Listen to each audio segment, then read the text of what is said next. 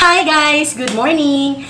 So for today's video is meron na naman tayong product review or experiment or panibago na namang susubukang product kung okay ba siya or hindi. So nakita niyo naman dyan sa ating title kung ano yung gagamitin nating product. But before all that, ako po si Cindy and this is my daughter, Cyril. Say hi, Cyril! Wait, tapos na ako! Ayun, tapos na. Wait lang, babalik kami. Think I'm losing my mind. Trying to stay inside the night. Yung mga palakpak ko, di ba? Nagbabalik na naman siya. So, syempre, papakita ko muna sa inyo kung ano yung mga pwede namin gamitin or gagamitin namin para sa aming experiment. Charot, para sa aming rebonding session. So, guys, ito yung product na gagamitin natin for our experiment. Hindi, charot lang. For our rebonding session. So, nabili ko to for only 249 sa Shopee.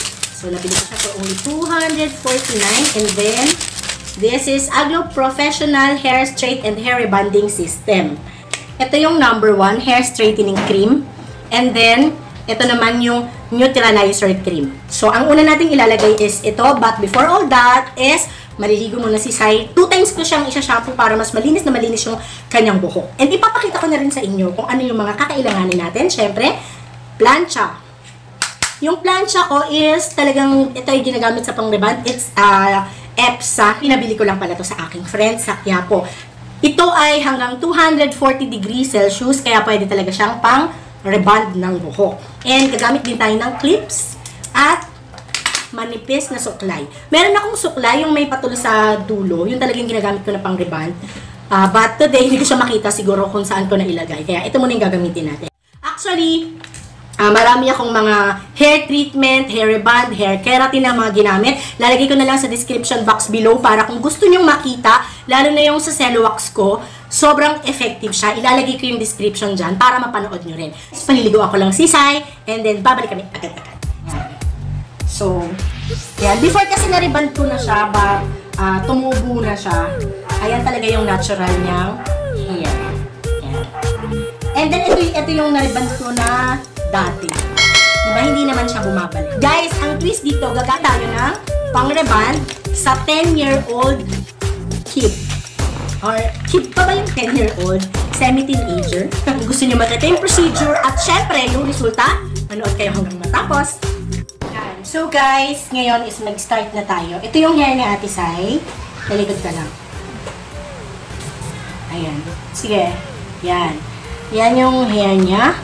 After niyang maligo, tapos ko na siyang paliguan, then kailangan or mas maganda kung tuyo natin ilalagay yung ating number 1 na gamot. So yan.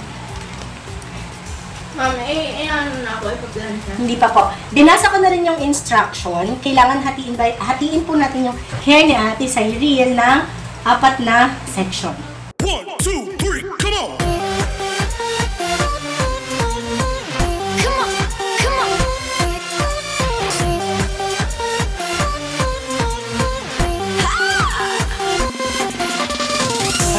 Section. So, ganyan po yung magiging hair niya.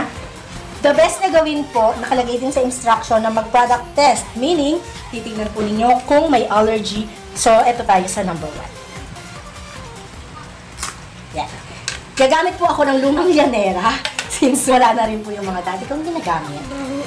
Opo. Medyo mabaho yung amoy nito pero promise, sobrang effective po ito. So, yan. Simutin po nating maigi. Naglagay na ako ng plastic gloves para hindi ako malagyan ng gamot. Kasi medyo mahapdi po ito ha. Yun sa mga bago pala. Yan. So, ayan yung gamot. Color white siya. Lagay ko na to dito. Sabi sa instruction, maglalagay tayo ng gamot 1 inch from the scalp. 1, 2, 3, come on!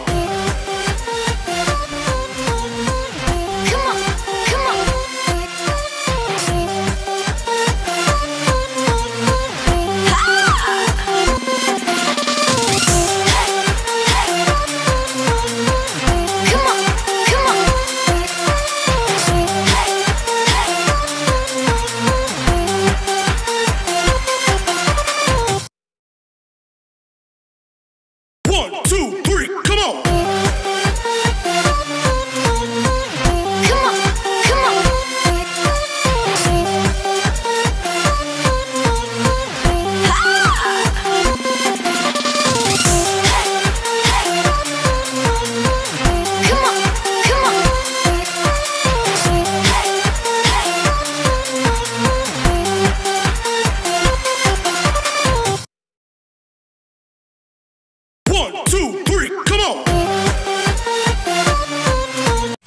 So guys, that's it. Nalagay ko na yung number 1 na gamot kay Cyril. So mag-aantay lang tayo ng 30 minutes.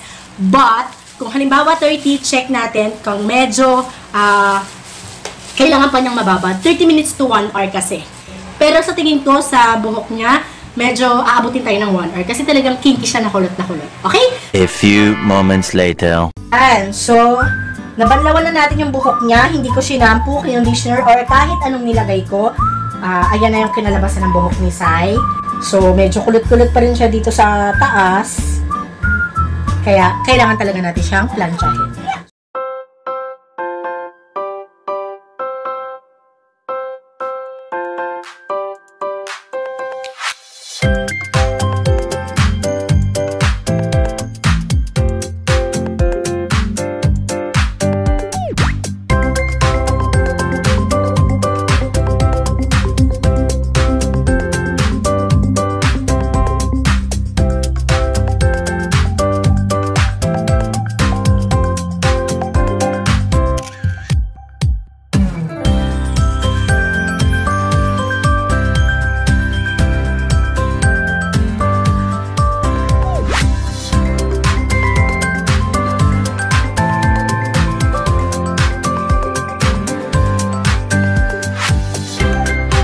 Feel na feel mo. Mag-TikTok ka na ha. Good girl. Ngayon po, ayan, natapos ko na po siyang planchahin sa abot ng aking makakaya. Talikod ka anak para makita konti. Yan, medyo wala kasi tayong ilaw dito sa taas pero lumipat po kami. Ayan. Tapos na po siyang planchahin. Ang ilalagay natin ay ang number 2, which is neutralizer. Then, ito po ay ilalagay ko sa buhok niya, and then after 15 to 20 minutes, babanlawan naman po siya ulit. After banlawan, to conditioner, and then, wala! Yun na po. Stay na po siya for 3 days, hindi maniligo. Ayan. Mabango to. Kung yung isa po, yung straightener cream, number 1, medyo amoy pangkulot po yun. Ito naman is sobrang bango, amoy conditioner siya.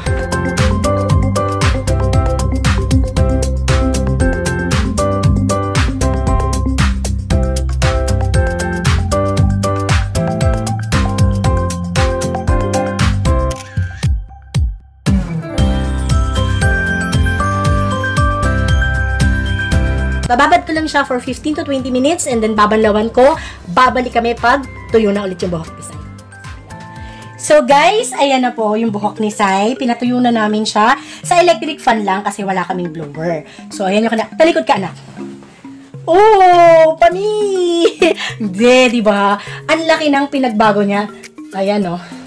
Ang laki ng pinagbago niya from kanina sa ngayon. So, sobrang haba ng buhok niya at sobrang kapal. Oh, 1, 2, 3. Diba meron pa rin? Oh, 4. Ang haba talaga at sobrang kapal ng hair niya. So, makikita nyo kung gaano siya kalambot. I-flip mo. Flip it. Diba? Ang ganda niya. Ako naman yung nahagard niyang sobra-sobra. So, again guys, ang ginamit namin is Aglo Straightening Cream. Worth 250 pesos ko lang siya nabili. But tingnan nyo naman yung naging resulta. Kung ang buhok nyo ay maiksi lang at hanggang shoulder, mga ganyan. Tapos hindi naman siya ganun kakapal. Pwedeng gamitin ng 2 tao. So yan guys. Kung nagustuhan nyo po yung hair ni Sai ngayon, comment down below kung gusto nyo ng update after 3 days na mabanlawan siya. Para makita nyo yung talagang naging result ng hair ni Cyril. So, for today's video, yan muna tayo guys. Don't forget to subscribe our channel and keep safe all. Love you! Please like and share our video and comment down below. Bye-bye! Wow!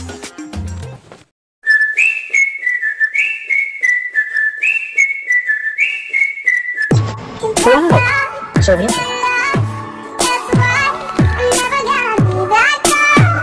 Please subscribe and hit the notification bell.